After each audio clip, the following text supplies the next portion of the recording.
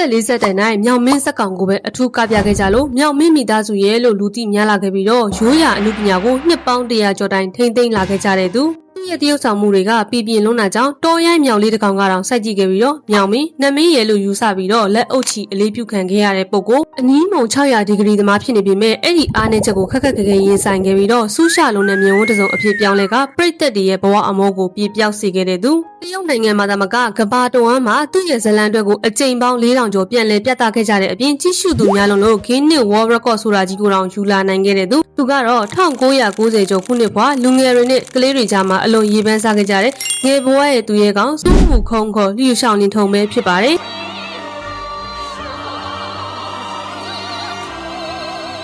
ကို1959ခုနှစ်ဧပြီ12ရက်နေ့ရှန်ဟိုင်းမြို့မှာမွေးဖွားခဲ့ပြီးတော့မွေးချင်းစစ်တယောက်ရှိတဲ့အနက်ငယ်ဆုံးကလေးဖြစ်ခဲ့ပါတယ်။သူ့ရဲ့အဖိုးအဖေနဲ့အကိုဖြစ်သူတို့ဟာမျိုးဆက်40တိုင်တရုတ်အော်ပရာဇက်ခုံပေါ်မှာမြောက်ကခုံမှုဇက်ရုပ်ကိုပြပြကပြနိုင်ခဲ့လို့သူတို့မိသားစုကိုမြောင်မင်းမျိုးရိုးမြောင်မင်းမိသားစုရဲ့လူတော်တင်စားခဲ့ကြတယ်။တကယ်တော့လျူရှောင်းလင်းထုံဟာဝါသနာအရမြောင်မင်းဖြစ်ခဲ့တာမဟုတ်ခဲ့ပါဘူး။သူ့အကိုဖြစ်တဲ့ရှောင်းလင်းထုံကသာမိသားစုအမွေဆက်ခံမှုယာထားခံခဲ့ရသူဖြစ်ပြီးတော့အကိုဖြစ်သူဟာအသက်16နှစ်အရွယ်မှာသွေးကင်ဆာရောဂါနဲ့ကွယ်လွန်ခဲ့ရတယ်။ဒီလိုဝမ်းနည်းစရာကိစ္စမဖြစ်ခင်မိနစ်ပိုင်းအလိုမှာအကိုဖြစ်သူကလျူရှောင်းလင်းထုံကိုမင်းငါ့ကိုပြန်တွေ့ချင်ရင်မြောင်မင်းနေရာမှာတရုတ်ဆောင်မှာမင်းစင်မြင့်ပေါ်မှာမြောင်မင်းအဖြစ်နဲ့ကပြနေတဲ့အချိန်ကျရင်ငါ့ကိုပြန်တွေ့ရလိမ့်မယ်လို့မှာကြားခဲ့တာကြောင့်အကိုဖြစ်သူကိုတွေ့ချင်စောနဲ့အကိုပခုံးထက်ကတာဝန်တွေကိုအငယ်ဆုံးကလေးဖြစ်တဲ့လျူရှောင်းလင်းထုံကထမ်းဆောင်မှုကံပါစွာနဲ့ဖြစ်လာခဲ့ရတယ်။အဲ့ဒါတွေကြောင့်ပဲကလေးဘွားရဲ့ပျော်ရွှင်မှုတွေကိုဘေးချိတ်ထားခဲ့ပြီးတော့အကိုဆန္ဒဖြည့်ဆည်းမှုအတွက်မြောင်မင်းအတက်ပညာကိုအသေးအတန်စတင်လေ့ကျင့်ခဲ့ပြီးတော့ကလေးဘွားနဲ့လူငယ်ဘွားအချိန်တော်တော်များများကိုအမှုပညာသင်တန်းကျောင်းတွေမှာပဲကုံဆုံးလေးရှိတတ်ပါတယ်။အဲ့ဒီအချိန်က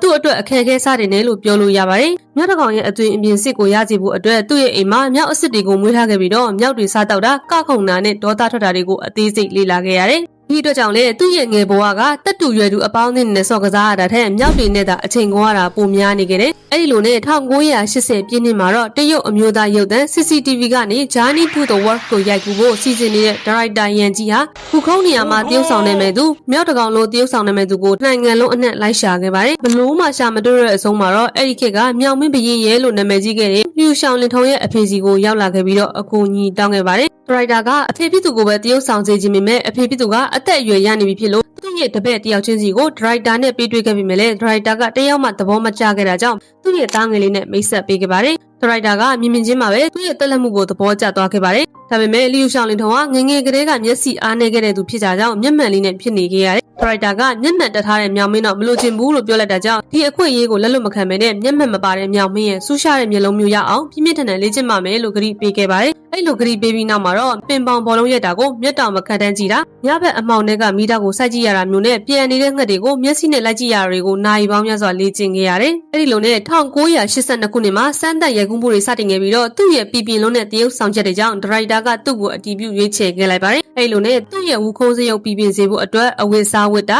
လမ်းလျှောက်တာရရန်တာနဲ့ခန္ဓာကိုယ်လှုပ်ရှားမှုတွေကအစမြောက်တကောင်အစ်စ်လိုသတိထားပြီးတော့နေခဲ့ရပါတယ်။ပြီးတော့1980ပြည့်နှစ်လိုမိတ်ကပ်တွေကယနေ့ခေတ်လိုအရေးအသွေးမကောင်းတာကြောင့်သူ့ရဲ့မြောက်မျက်နှာပြည်ပြင်းစေဖို့အတွက်ကော်နဲ့ရာဘာတွေကိုမျက်နှာတစ်ခုလုံးအနှံ့ခဲကူးကာလ6နှစ်ကျော်လုံးနေတိုင်းနီးပါးကတ်ထားခဲ့ရတာကြောင့်သူ့ရဲ့အရေးပြားဟာပြင်းထန်တဲ့ဓာတ်မတည့်မှုတွေကြောင့်အနာတရားဖြစ်ခဲ့ရတဲ့အပြင်အသက်ရှူရခက်တာတွေစားတောက်ရခက်တာတွေကခက်ခက်ခဲခဲရင်ဆိုင်ခဲ့ရပြန်တယ်။အဲဒါအပြင်ပညာနဲ့အကာအကွယ်ပစ္စည်းအားနဲ့လွန်တာကြောင့်မီးလောင်တာအမြင့်ကပြုတ်ကျတာနဲ့ယာတိဥတုတန်တွေကိုပါအလူအလိမ်ခံစားခဲ့ရပြန်ပါတယ်။ဒါပေမဲ့လည်းအဲ့လိုဒုက္ခမျိုးစုံကိုကြံ့ကြံ့ခံရိုက်ကူးနိုင်ခဲ့တာကြောင့်တရုတ်သမိုင်းမှာတမကအာရှရုပ်သံတွေအထိပါကြောက်ခမန်းလိလိစံချိန်တင်နိုင်ခဲ့ပါတယ်။အဲ့ဒါအပြင်သူ့ရဲ့အသွင်အပြင်းနဲ့တရုတ်ဆောင်ချက်တွေကမြောင်မင်းအစ်စ်လိုဖြစ်နေခဲ့တာကြောင့်တခါတုန်းကဆိုတရုတ်နိုင်ငံဆွီချန်ပီကအင်မီတောင်ပေါ်မှာရိုက်ကူးရေးခဏနားနေတဲ့အချိန်ပြူရှောင်းလင်းထုံဟာလည်းကြောက်ဆောင်တစ်ခုပေါ်မှာမြောက်တကောင်လုံးနားနေခဲ့ပါတယ်။ပြီးတော့အဲ့ဒီတောင်ကတောရိုက်မြောက်တွေအုပ်စုလိုက်နေထိုင်တဲ့နေရာဖြစ်ပြီးတော့ပုံမှန်အခြေအနေတွေမှာဆိုရင်တောရိုက်မြောက်တွေကလူတွေကိုရန်ပြုတာတွေအစားအသောက်လူယူတာတွေလုပ်လို့ရှိပေမဲ့လည်းအဲ့လိုနားနေတဲ့အချိန်မှာတော့တောရိုက်မြောက်လေးတစ်ကောင်ကကြောက်ဆောင်ပေါ်မှာထိုင်နေတဲ့လူရှောင်းလင်းထုံကိုအကြာကြီးစိုက်ကြည့်နေခဲ့ပြီးတော့သူ့ကိုမြောင်မင်းနမင်းတစ်ပါးအဖြစ်မြင်သွားခဲ့တာကြောင့်လက်အုပ်ချပြီးတော့အလေးပြုခဲ့တဲ့ဖြစ်စဉ်ရှိခဲ့ပူပါတယ်။ဒီအချက်တွေဟာလည်းသူ့ရဲ့အစင်တစိုက်အားသုံးခွန်ဆိုင်စ조사လာခဲ့တဲ့ရလက်အသီးအပွင့်ဖြစ်ထင်ကြံစေခဲ့ပါတယ်။အဲ့ဒါတွေကြောင့်ပဲအဲ့ဒီဇလန်အတွက်ထွက်လာပြီးနောက်မှာတော့လီယိုရှောင်းလင်းထုံဟာအစစ်မှန်ဆုံးဝူခုံးအဖြစ်သတ်မှတ်ခံခဲ့ရပြီးတော့နောက်ပိုင်းမှာဝူခုံးစကားတွေအများကြီးထွက်ခဲ့ပေမဲ့လည်းဘသူကမှသူ့ရဲ့အောင်မြင်မှုကိုမကြော်လွန်နိုင်အောင်ရှမ်းတောက်အောင်မြင်ခဲ့တဲ့သူဖြစ်ပြီးတော့ဒီဇလန်တွေနဲ့ပတ်သက်လို့ Guinness World Record တွေကိုပါအရ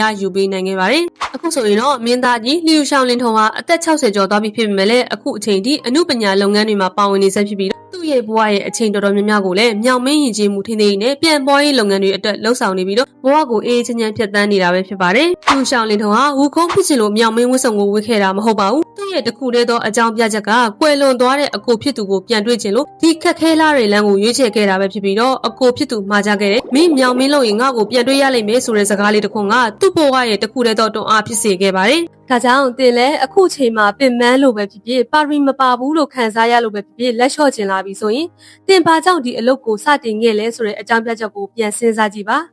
မိသားစုကိုထောက်ပံ့ခြင်းလို့လားချစ်ရသူကိုပေးထားတဲ့ဒီတစ်ခုကြောင့်လားဒါမှမဟုတ်ကိုတက်တည်ပြခြင်းလို့လားတင်မှာခိုင်မာတဲ့အကြောင်းပြချက်တစ်ခုခုသာရှိနေမယ်ဆိုရင်အဲ့ဒီစိတ်ဓာတ်ဟာတင့်ကိုဘလို့အခြေအနေမျိုးမှမစိုးတက်မှတ်အောင်ထိမ့်မှတ်ပေးနိုင်တဲ့အပြင်မဖြစ်နိုင်တော့ဘူးလို့ထင်ရတဲ့ပန်းနိုင်တွေကိုပါအရောက်လန်းနိုင်စေမဲ့အတွင်းအားတွန်းအားတစ်ခုကိုဖြစ်ပေါ်လာစေမှာအမှန်ပဲဆိုတာကိုပြောကြရင်းနဲ့ပဲဗီဒီယိုလေးကိုအဆုံးသတ်လိုက်ပါစီရှင်